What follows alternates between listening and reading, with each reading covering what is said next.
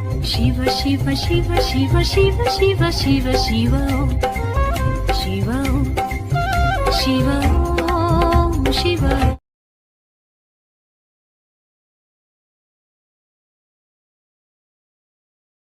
நம்ம நண்பர் நம்ம எக்ஸிக்யூட்டிவ் மெம்பர் ஜீவா அவர்கள் இந்த தமிழ் ஆண்டின் பெயர், நாள், நட்சத்திரம், வலதுபுறையா தேய்புறையா, என்ன ராசி அப்படிங்கிறத விரிவாக சொல்லுவார். அனைவருக்கும் வணக்கம். நிகழும் விஸ்வாச வருடம் ஆனி மாதம் 24ஆம் தேதி செவ்வாய்க்கிழமை, கேட்டை நட்சத்திரம், திதி வளர்வு, திதியோதசி திதி, நீ பிரதோஷம். நன்றி. சரி.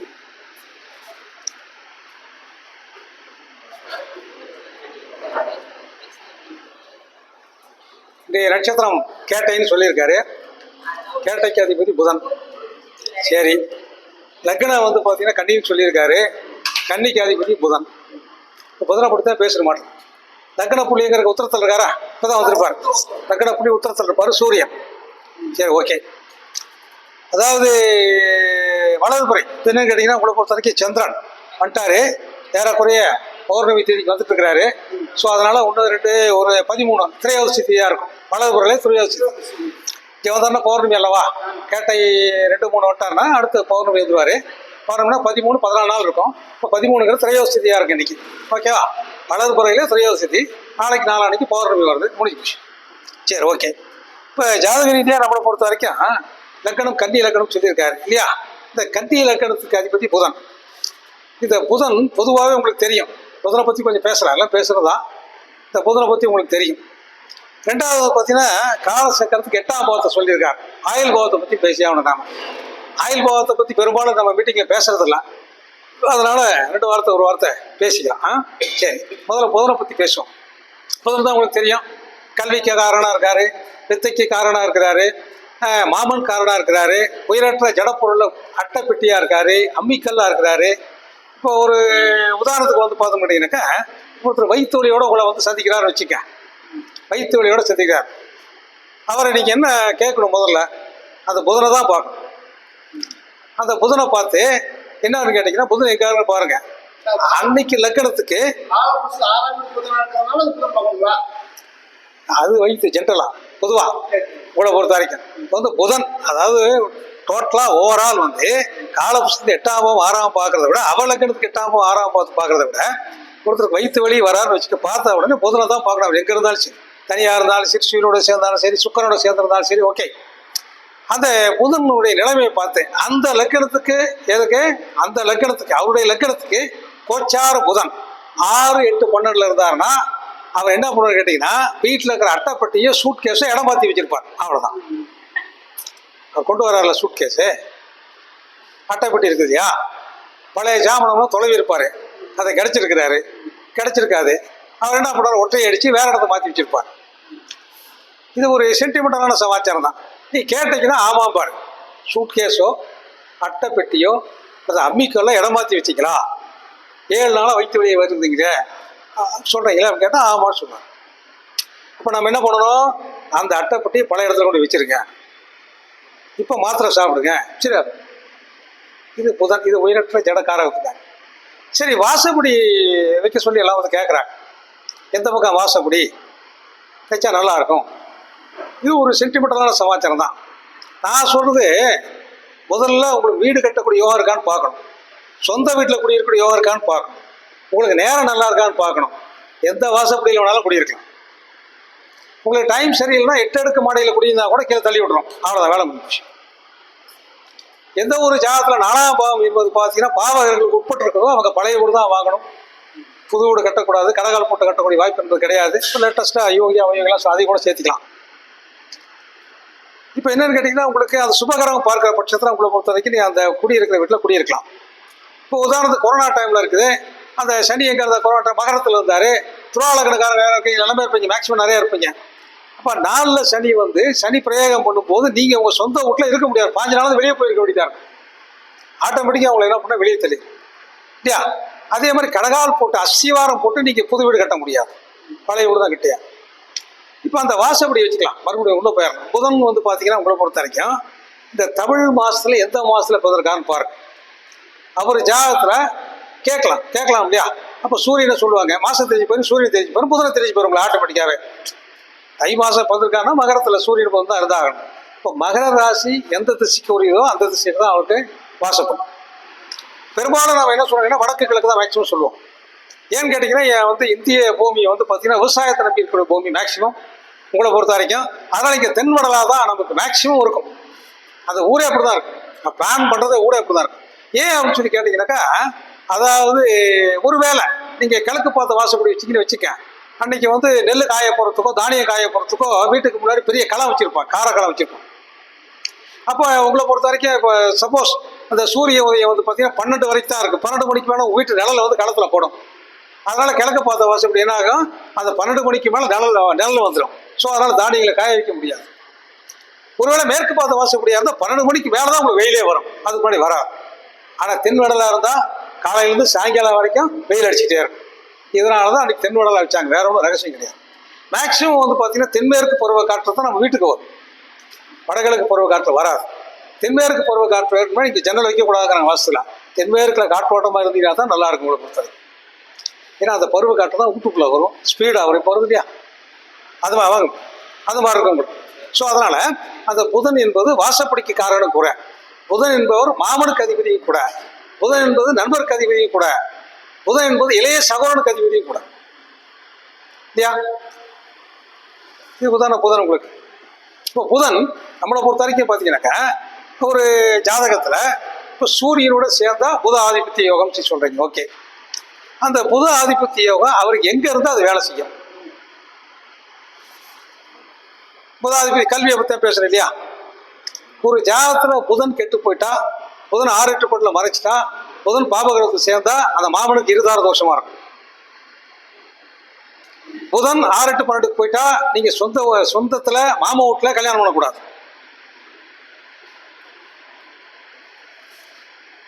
புரியுதா உங்களுக்கு? புதனோட சுக்கிரன் அத்தை, புதனோட புதன் மாமன், புதனோட செவ்வாய் சகோதரக்காரன். இப்போ உங்களை பொறுத்த வரைக்கும் பார்த்தீங்கன்னா அந்த புதன் பாபகிரகத்தோடு சேர்ந்தாலும் சரி, அல்லது தனித்த புதன் 6-8 பண்டில் மறைஞ்சாலும் சரி, 3 விட்டுருக்கு 6-8 பண்டில் மறைஞ்சாலும் சரி, நீங்கள் சொந்தத்தில் கல்யாணம் பண்ணிங்கன்னா அதை பாதிக்கும். அந்த பாதிக்கும்னா புதன் எதோட சேர்ந்துருக்கிறாரோ அங்கே ஆயுள் கண்டத்தை ஏற்படுத்தி கொடுப்பாரு. ஒருவேளை ராகுவோட சேர்ந்துருந்தா விஷயத்தால் தீண்டப்படும் அந்த பொண்ணு.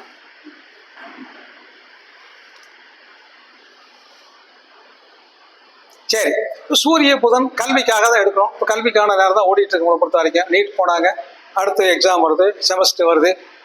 ஒரு ஜாதகத்தில் சூரியனும் புதனும் சேர்ந்து புதாதி யோகத்தை கொடுக்கணும்னா உங்களை பொறுத்த வரைக்கும் கன்னியை தவிர சூரியன் புதன் எங்கே வேணாலும் இருக்கலாம். கன்னியை தவிர எங்கே வேணாலும் இருக்கலாம். நாம் அடிக்கடி சொல்லியிருக்கிற ஏற்கனவே ஒரு கிரகம் உங்களுக்கு உச்சம் பெற்றால் அதனுடைய மூலத்திரிக்கிற ஒரு ராசி பாதிக்கும். புதனுடைய மூலத்திரிக்கிற ஒரு ராசி கன்னி. ஸோ புதன் அங்கே உச்சம் வச்சுனா அந்த புதன் கெட்டு போயிடும். அந்த சூரிய புதன் அங்கே சேர்ந்தாலும் சரி, வேற கிரகம் சேர்ந்தாலும் சரி, உங்களை பொறுத்த வரைக்கும் அந்த கல்வியில் தடை ஏற்படும். வேற கிரகம் எதாக இருந்தாலும் சரி ஆட்டோமேட்டிக்காக உங்களுக்கு தடை ஏற்பட்டு போயிடும். ஆனால் என்ன அர்த்தம், அந்த சூரிய புதன் சேர்க்கை என்பது பல கலைகளை, பல விஷயங்களை, வித்தைகளை, பல நுணுக்கமான விஷயங்களை கற்றுக்கூடிய ஆர்வம் அவங்ககிட்ட இருந்துக்கிட்டே இருக்கும். இயல் இசை நாடக நாட்டியத்துக்கு அதிபதி புதன் தான். அவங்க பார்த்தீங்கன்னா அந்த சுக்கரோட சேர்ந்த புதன் இசை வேதையை உருவாக்கார். வெறும் புதன் சூரியனோட சேர்ந்த புதன் 10ஆம் பாவத்திலேயே 10ஆம் பாவாதிபதியாக இருந்தாலும் அல்லது அவருக்கு 12ஆம் பாவத்தில் இருந்தாலும் அவர் என்ன அந்த அந்த கலையை வித்து சம்பாதிக்கிறார் இல்லையா? இப்போ சூரியன் புதனும் சேர்ந்து கன்னியை தவிர எங்கே இருந்தாலும் அவருக்கு நல்ல கல்வி உண்டு, மாற்றம். அடுத்து சூரியனு சந்திரனை சேர்றார். சூரியனை சந்திரன் சேர்க்கறது என்ன உங்களுக்கு அமாவாசை யோகம் சொல்றீங்களா இல்லையா? அமாவாசை யோகத்தில் பிறந்தா என்ன தப்பு தான் இருக்கு இல்லையா? அமாவாசை திதி. ஓகே, இப்போ அங்கே சூரியன் புதன் சேர்க்கையாக இருந்து அல்லது சூரியன் சந்திரன் சேர்க்கையாக இருக்க பட்சத்தில் அந்த பாவத்துக்கு சந்திரன் யாருன்னு பாருங்க. ஒரு ஜாதக ரீதியாக அந்த சூரியனும் சந்திரனும் சஷ்டாசகமாக இருந்து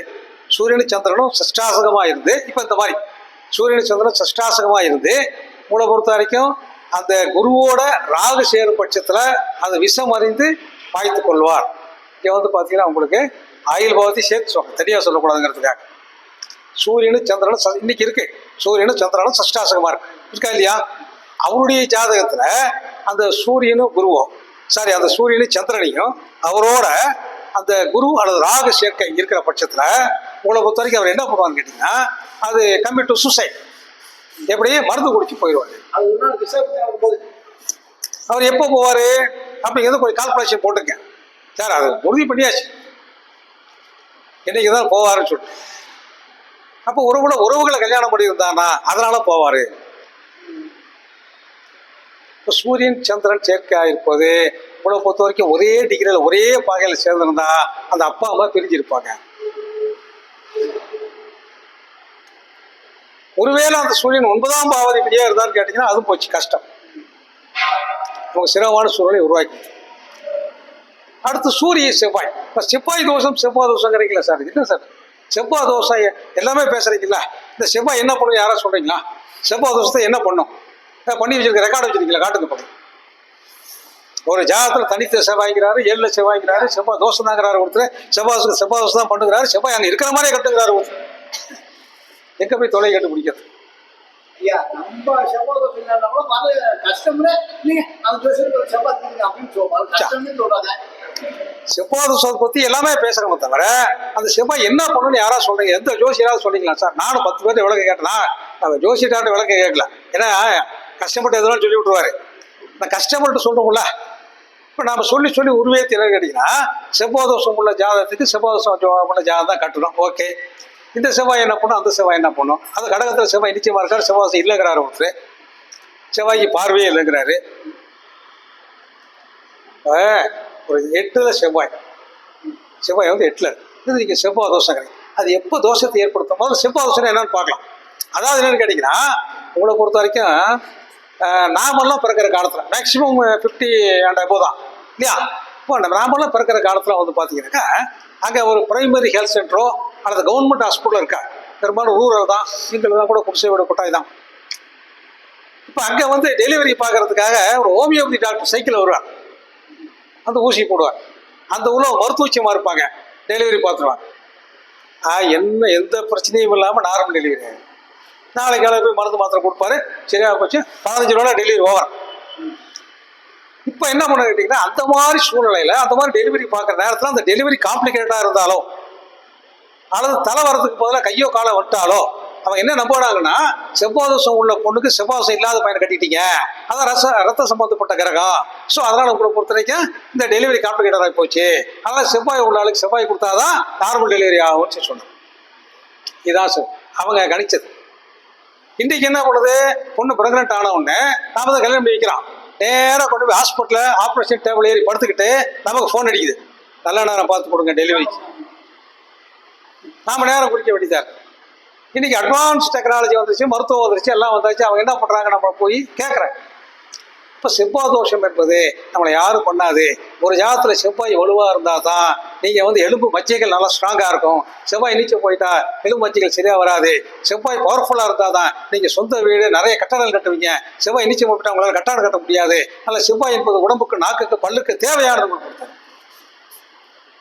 அந்த செவ்வாய் எப்போ தோஷத்தை ஏற்படுத்துதுன்னா ஒரு ஜாதத்தில் 8ல் செவ்வாய் இருந்து அந்த செவ்வாயோட கேது சேர்ந்து 8ஆம் பாவத்துல இருந்து அந்த செவ்வாய் திசை கேது புத்தியோ கேது திசை செவ்வாய் புத்தியோ நடந்தா உங்களை பொறுத்த வரைக்கும் அது பாம்பினால் விஷச்சந்துகால் தீண்டப்பட்டு மரணம் ஏற்படும். இதான் சார் தோஷம். அடுத்து இப்போ லேட்டஸ்டா யாரோ சொல்லி விட்டாங்க ராகு கேது. ஜீவா நீங்க தான் சொல்றீங்களா? யாரோ சொல்லி விட்டாங்க, முருகேஷ் மாதிரி ஆள். மெட்ராஸ்ல இருந்து ஒரு ஜோசியர் சத்தம் போறாரு என்ன கூப்பிட்டு, நீங்க இந்த ராகுகேது ஜாதகத்தை, ராகுகேதுக்கு உண்டான அந்த அமைப்புள்ள ஜாதகத்தை, ராகுகேதுங்கிற சமாச்சாரத்தையும் நாமக்கல் தான் பிடிச்சி அனுப்பிச்சிருக்கீங்க. நான் ஏன்ட்ட சண்டைக்கு வந்தேன் மெட்ராஸ். இங்கே இருக்கு ராகு இருக்குதான் செய்யும். உன்னை என்ன பிடிச்சி ராகு இல்லாத ஜாதகம் எது? இதனால எத்தனை திருமணத்துக்கு தடைப்பட்டிருக்குது உங்களுக்கு, ஏன் கல்யாணம் பண்ணிக்க மாட்டேங்கிறீங்க அப்படின்னு மெட்ராஸ்ல இருக்கிற ஜோசி ஏன்ட்ட சண்டைக்கு இங்க இருக்க ஆப் சொல்லிட்டாரு. அவர் என்ன பிடிச்சிட்டாரு, நீங்க சொல்ல மாட்டீங்களா ராகு இருக்கா சொல்லலாம். நான் சொல்றது பாத்தீங்கன்னா ராகு எது இப்ப நாம இல்லைன்னு சொன்னா கூட நம்ம கஸ்டமர் ஒத்துக்க மாட்டேங்கிறேன், அவரே ரிஜெக்ட் பண்ணிடுறாரு. ராகு எது இல்லை, எல்லாத்துக்கும் 1ல இருந்து 12 வரைக்கும் என்ன தெரியும், எல்லாத்துக்கும் 12 வரைக்கும் என்ன நினைக்கிறீங்க அப்படின்னு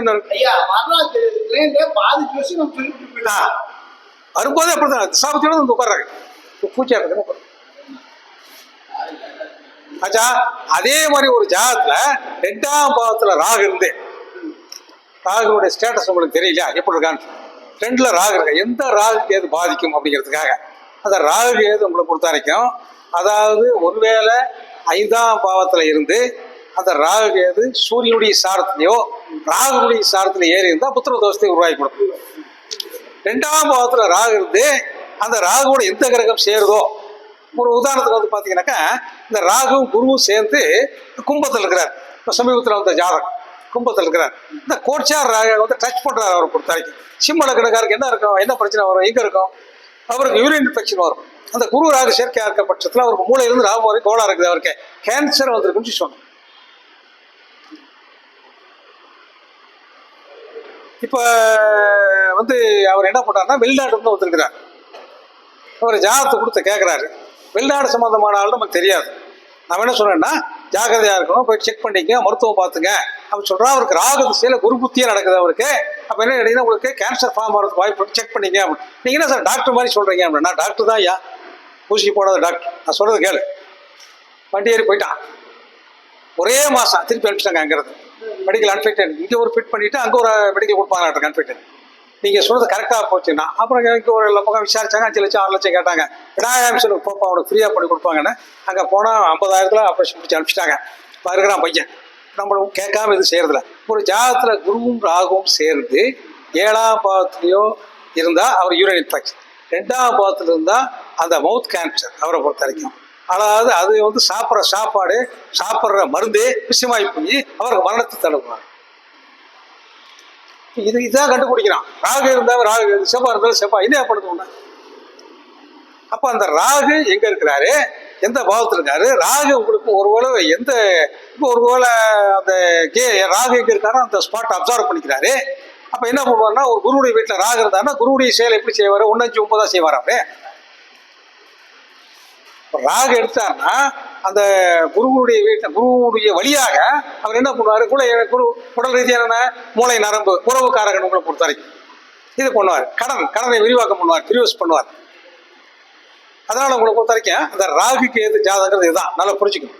நம்மளை பொறுத்த வரைக்கும் செவ்வாய் தோஷம்ங்கிறது பெருசாக எதுவும் கிடையாது. அதே மாதிரி செவ்வாய் குரு பார்த்தா குரு மங்கள யோகம் ஆயிடுது.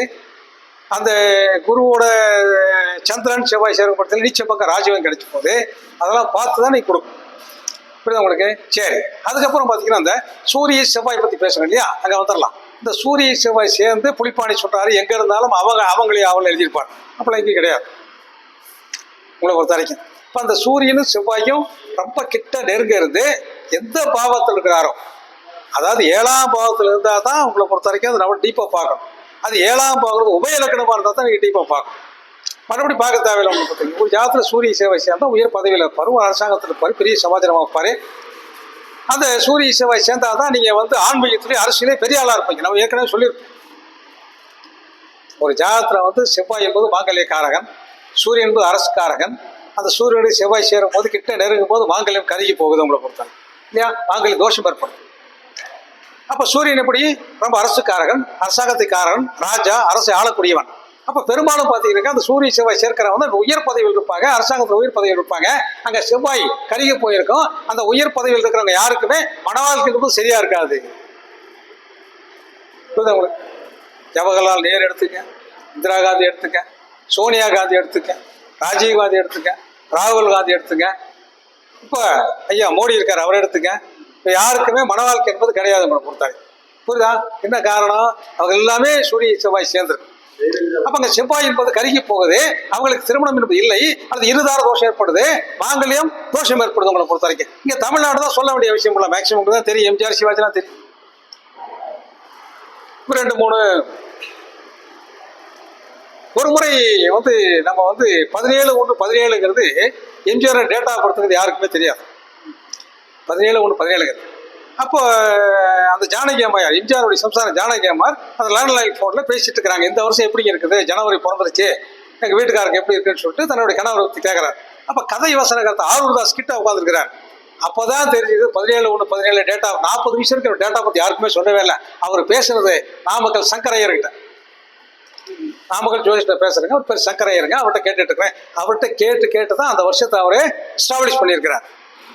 அப்போ அவர் சொல்றாரு, உங்களை பொறுத்த வரைக்கும் என்னங்க நீங்க எல்லாம் ஆரூர் தாஸ், சிவாஜி கணேசன் அண்ணன் இல்லை ஒரு கல்யாணம் தான் பண்ணியிருக்கிறீங்க, எனக்கு மட்டும் கல்யாணமே செட் ஆக மாட்டேங்குது, கல்யாணம் புத்திர பாய்க்கு வர மாட்டேங்குது, என்ன காரணம் அப்படின்னு கேட்குறாரு. அதுக்கு அந்த ஆரூர் தாஸ், திருவாரூர் தாஸ் சொல்றாரு, பாருங்க ஒரு ஜாதகத்துல லக்னத்துக்கு 7ஆம் பாவம் தான் கல்யாணம் சொல்றாரு. கல்யாணம் அவர் தெரிஞ்சிருக்கு.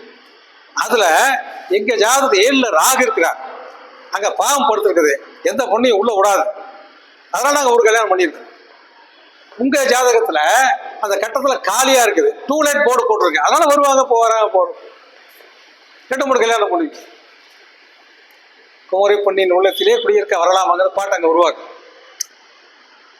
ஸோ அதனால உங்களை பொறுத்த வரைக்கும் பார்த்தீங்கன்னா நமக்கு வந்து பார்த்தீங்கன்னா உபய லக்கணத்துல ராகு இருந்தா ஒரு தடவைக்கு 2 தடவை நீங்க அனலைஸ் பண்ணி பார்க்கணும். ராகு தோஷத்தை ஏற்படுத்துமா ஏற்படுத்தாதா அப்படிங்கிறத பார்க்கணும். சில நேரங்கள் அந்த ராகு உபரீத ராஜயோகத்தை கொடுத்துருவாரு. உங்களுக்கு உபரீத ராஜயோகத்தை கொடுத்துருவாரு, மறைமுக வருமானத்தை கொடுப்பாரு, நிறைய ஆற்றலை கொடுப்பாரு, நிறைய பவரை கொடுப்பாரு. ஒருவேளை இசைத்துறையில கான்ட்ராக்ட் நிறைய கம்பெனி ஏஜென்சி மாதிரி இருந்தீங்களா லட்சக்கணக்கில் சம்பாதிக்கிற வாய்ப்பு உருவாக்கி கொடுத்துருவோம். இப்போ துலாலக்கணக்காரங்களாம் நிறைய சம்பாதிச்சிருப்பீங்க. ஏவன சம்பாதிச்சிங்களா? இவரு கேட்ட கடை கட்டான் பாரு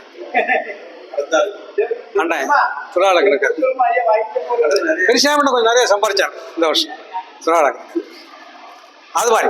ஸோ அதனால நம்ம பொறுத்த வரைக்கும் இப்போ சூரிய செவ்வாய் சேர்க்கை என்பது 7ஆம் பாவத்தில் இருந்தால் மட்டும், ஒருவேளை சூரியனை செவ்வாய் ஆட்சி விடா இருந்தால் மட்டும், அந்த சூரியனை செவ்வாய் ராகு சாரத்தில் இருந்தால் மட்டும் அந்த தோஷத்தை ஏற்படுத்தி கொடுக்கும், மற்றபடி பிரச்சனை பண்ணாது. புரியுதா? சரி, அப்புறம் யாரு உங்களை பொறுத்த வரைக்கும் இப்போ வந்து அந்த புதனும் கேதும் என்ன பண்ணுவாரு? புதனும் கேது சேர்ந்தா அது சின்ன பசங்க சொல்றாரு, பெரியவங்களும் தான், வயசு என்ன இருக்கு அதுல நம்மளை பொறுத்த வரைக்கும். அப்ப என்ன புதனும் கேது சேர்ந்தா நமக்கு மைண்டு தடுமாது, என்ன பண்ணுறது நம்ம பேசுறது புற சரியா இருக்கா நமக்கு தெரியாது. அதனால என்ன கேட்டீங்கன்னாக்கா நம்ம காதல், அவர் சொல்ற மாதிரி காதல் இதுல வேணாலும் காதல் இருக்கும், அவ்வளோ பட்சம் இதுல வேணாலும் இருக்கும், அதில் நம்ம அடிக்ட் ஆயிரும். உங்களை பொறுத்த வரைக்கும் ஈவன் நம்மளை பொறுத்த வரைக்கும் மப்புக்கு அந்த பக்கம் போகாம இருந்தால் இந்த பக்கம் போனால் பரவாயில்ல, ஒன்று தப்பு. சரியா? இப்போ புதன் வந்து ராகு புதன் இவர் என்ன பண்ணுவாரு? ராகு புதன் சேர்க்கை என்ன பண்ணும்? அவர் எங்க இருக்கட்டுமே, அவர் சிறந்த வியாபாரியா இருந்தாருன்னா லட்சக்கணக்கில் சம்பாதிப்பார். திருவள்ளுவர் சொல்ற மாதிரி வியாபாரத்தில் பொய் பேசாம வியாபாரம் பண்ண முடியுமா? வியாபாரமே பொய் பேசலாம், வியாபாரமே கிடையாது. அது எந்த மாதிரி டிபார்ட்மெண்டா இருந்தாச்சு. அப்போ ராகு புதன் சேர்க்கை என்பது உங்களை புத்தகத்துக்கு நிறைய பேச்சாற்றலை கொடுக்கும், நிறைய இல்லாத பொருளாத சேர்த்து சொல்ல வைக்க வேண்டிய சூழலை உருவாக்கி கொடுக்கும். நீங்க பாடலாசிரியர் கற்பனையை கொடுக்கும். வியாபாரியா இருந்தா இப்போதாங்க போட்டதுங்க, இப்போதாங்க கொண்டு வந்தாங்க, இப்போதாங்க இறங்குது லாரியில் அப்படின்பாரு. ஹோட்டல் நடந்துச்சுன்னா நாகேஷ்கரை சொல்ற மாதிரி இப்போதாங்க தோசை போட்டான் பாரு. அப்ப அவர் சிறந்த வியாபாரி, தலை சிறந்த வியாபாரி, அவர் நிறைய சம்பாதிக்கக்கூடிய சக்தியை பகவான் அவருக்கு கொடுத்துறாரு. அவர் எப்படி பேசியே சம்பாதிக்கிறாரு. புதன் ராகு சேர்க்கை ஜோதிகளுக்கு யாரா இருந்தா பரிகாரம் பண்ணா சக்சஸ் ஆகும். கையை பிடிச்ச மலர் நல்லா இருக்குல்லையா கேட்டாவே கொடுமை. கையை பிடிச்சி ஒரு பேஷண்ட்ல அவர் யாரோ நல்லா படிச்சு சொல்றாரு, அவனை கூப்பிட்டு தோலை கை போட்டு நல்லா இருக்கிறீங்களா அப்படின்னு நீங்க போய் கேட்டீங்கன்னா உங்கள்கிட்ட வைப்ரேஷன் ஆகும். புதன் ராகு சேர்க்கையா உள்ளவங்க நீங்க இது பார்க்கலாம், என்னது பாயிண்ட் பார்க்குறோம்ல, தண்ணி பார்க்க சும்மா இது சைனா வச்சு பிடிச்சிங்கன்னா சுற்றிட்டே இருக்கு. உங்களுக்கு சுத்ததா வச்சுவா? எனக்கு சுத்து. சைனை பிடிச்சி நீங்கள் வந்து பார்த்தீங்கன்னா நீங்கள் பிடிச்சிங்கன்னா தண்ணி இருந்துச்சுன்னா ஆட்டோமேட்டிக்காக சுற்றிட்டே இருக்கு. நான் ஒரு நிபுணர் கிடையாது சொல்கிறோம். அப்போ என்ன அர்த்தம்? அந்த வைப்ரேஷன் உங்களுக்கு வேலை செய்யுது. அந்த வைப்ரேஷன் மற்றவங்களை கொண்டு போய் நீங்கள் ஜாயின் பண்ணி விட்டீங்கன்னா பெர்ஃபெக்ட் ஆகும். சரியா? இப்போ புதன் ராகு, புதன் கேது சொல்லியாச்சு. அப்போ புதன் சுக்கரன் என்ன பண்ணுறாரு? இப்போதான் நீங்கள் சொல்றது. புதன் சுக்கரன் சேர்க்கையா இருந்து ஒரு ஜாதத்துல 7ஆம் பாவத்துல இருந்து அது ரேவதியோ ஆயிலியோ உங்களுக்கு கேட்டையிலோ இருந்தா என்ன பண்ணுவாரு? அவருக்கு அவர் காதல் மன்னனார். பேரெல்லாம் சொல்லி நீங்க அவர் விளக்க முடியும். அவர் தான் இருக்கிறாரா? நான் கூட தான் இருக்கேன்.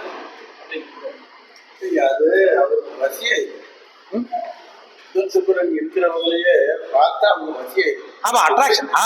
சார் அவங்க தான் சார் பொது ஜனத்தொழில் தொழில் செய்யணும். கண்டிப்பா கண்டிப்பா அவங்க வந்துருவாங்க, அடிக்ட் ஆயிடுவாங்க நிச்சயமா. அவங்க என்ன பண்ணுவாங்க கேட்டீங்கன்னா அவங்ககிட்ட கூட்டம் நிறைய இருந்துகிட்டே இருக்கும்.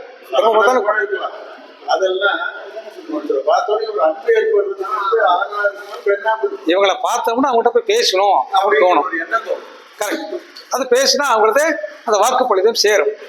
அப்படிங்கும்போது அவனை பொறுத்த வரைக்கும் ஒரு அதாவது ரப்பன் டப்பா பேசாமல் நைஸாக பேசுகிறாருங்க அப்படின்னு சொல்லுவாங்க. ஜோசியர்களே எத்தனை பேர் கெட்ட பேர் வாங்கியிருப்பீங்க. மோசமான ஆளி ஆகியும் வாயிலிருந்து என்ன வருதுன்னு பார்க்கலான்னு தான் வருவாங்க. 2 வாரத்தை கேட்டு போயிடுவாங்க. அவங்க நம்ம கிட்ட உட்காந்து மணிக்கணக்கில் பேசிட்டே இருப்போம், போகவே மாட்டேங்குது. அப்போ என்ன ஆகுது, உங்களுக்கு அந்த சுக்கிரன் புதன் சேர்க்கையாக இருந்து 10ஆம் பாவம் தொடர்பு ஏற்பட்டுச்சுன்னா கலைத்துறையை சிறப்பாக இருப்பாங்க. 7ஆம் பாவத்தில் இருந்தால் பலதார தோஷத்தை ஏற்படுத்தி கொடுப்பாங்க. 2ஆம் பாவத்தில் இருந்தால் பேச்சாற்றல் நல்லா சூப்பராக இருக்கும். 5ஆம் பாவத்தில் இருந்தால் பெண் வாரிசு அதிகமாக இருக்கும் அவங்களுக்கு. 6ஆம் பாவத்தில் இருந்தால் கடன் வாங்கி கொடுக்கக்கூடிய கான்ட்ராக்ட் தரையை கமிஷன் ஏற்றி சேவை ஃபைனான்ஸ் லேவாதவி பண்ணுவாங்க. 8ஆம் பாவத்தில் இருந்து அவங்கள பொறுத்த வரைக்கும் அடிக்கடி வந்து பார்த்தீங்கன்னா வயிறு உப்புசம் வயிறு சமான பிரச்சனை போக்குவரத்து இருந்துகிட்டே இருக்கு. அவரை பொறுத்த வரைக்கும் அது தீரவே தீராது. அவருக்கு நார் சத்து உள்ள உணவுகளை சாப்பிட சொல்லணும். ஃபைபர் கண்டென்ட் தெரியுமா உங்களுக்கு? ஒன்று சொல்லுங்க. சரி, சிம்பிளா சொல்ல, முத்து சோளக்கருது ஃபைபர் கண்டென்ட் நிறையா இருக்கு. முத்து சோளக்கருது டெய்லி ஒன்று சாப்பிடலாம். பப்பாளி பழம் சாப்பிடலாம். நார் சத்து உணவு வகை கீரையில் வந்து சார் பப்பாளி சாயங்காலம் பார்க்கலாம், முத்து சோளக்கருது சாயங்காலம் சாப்பிடலாம். கீரையை நைட் சாப்பிட முடியாது, கீரை சாப்பிட முடியாது.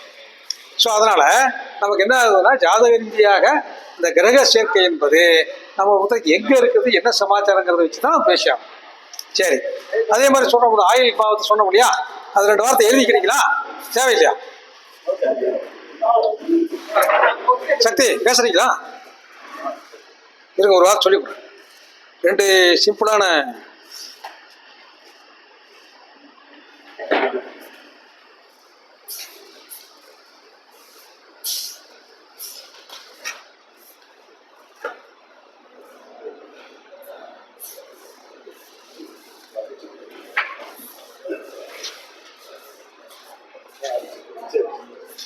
சரி, ஒரு ஜாதகத்தில் எழுதிக்க சிம்பிளா 4 வார்த்தை. ஒரு ஜாதகத்தில் 8ல் செவ்வாய் இருந்து சூரியன் ராகு கூடியிருந்தால் அவர் விஷம் அருந்தி இறப்பார். இப்போ நம்ம சொன்னதான் டீட்டெயிலாக. 8ல் செவ்வாய் இருந்து சூரியன் ராகு சேர்க்கையா இருந்தா, 8ல் செவ்வாய் இருந்து சூரியன் ராகு எங்க சேர்ந்திருந்தாலும் சரி,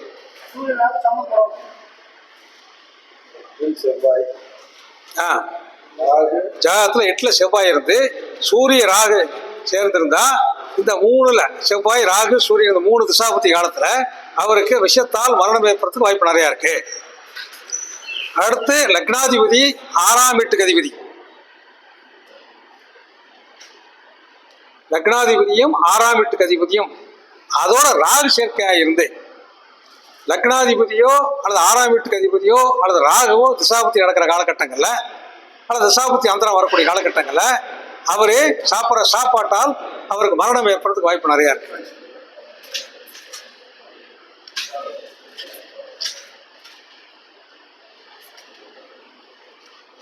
எட்டாம் வீட்டில் ராகு இருந்து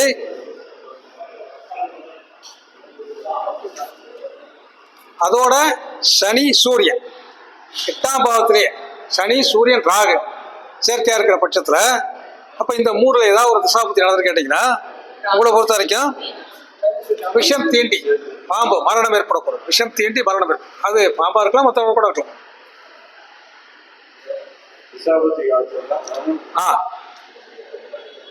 அடுத்து 12ஆம் வீட்டுக்கு அதிபதி 8ல், 12ஆம் வீட்டுக்கு அதிபதி 8ல் முதல்ல, அதாவது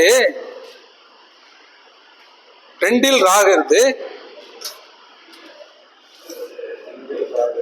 8ல் சூரியன் சனி சேர்க்கையா இருக்கிற பட்சத்துல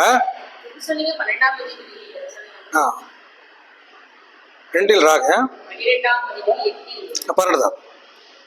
12ஆம் வீட்டுக்கு அதிபதி 8ல், 12ஆம் வீட்டுக்கு அதிபதி 8ல் இருந்து ராகுவோட சேர்ந்திருந்தா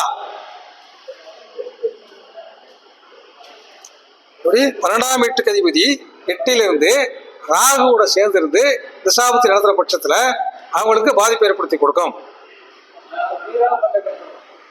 இங்க ராகு எது பாக்குறோம் இல்லையா, இந்த ராகு எது லக்ன புள்ளியும் ராகுவும் ஒரே நட்சத்திர சாரத்துல இருந்தா, இப்போ அந்த லக்னாதிபதி எப்படி இருக்கான்னு பார்க்கணும். லக்ன புள்ளியும் ராகுவும் ஒரே ராகுவடி சாரத்துல இருந்து ஒரே சாரத்துல இருந்து அந்த பாவத்தினுடைய அந்த லக்னாதிபதி வலுவா இருந்தா பிரச்சனை இல்லை. அந்த லக்னாதிபதி பாவரோட சேர்ந்தாலோ நீச்சம் பெற்றாலோ அசம் ஏற்பட்டாலோ அந்த சம்பந்தப்பட்ட திசாபுத்தி ஆரம்பத்திலேயே மரணத்தை கொடுக்கும். இது மறுபடியும் 8ஆம் பாவம் வேலை தான் சார் பேசணும். அதான் இடையில கலந்து பேசணும். மறுபடியும் நாளைக்கு பேசுவோம். நன்றி. அனைவருக்கும் வாழ்த்து கொடுக்க நன்றி. எனக்கு நேரம் கொடுத்தமைக்கு மேற்கொண்ட அடுத்த மீட்டிங்ல விரிவாக பேசலாம்.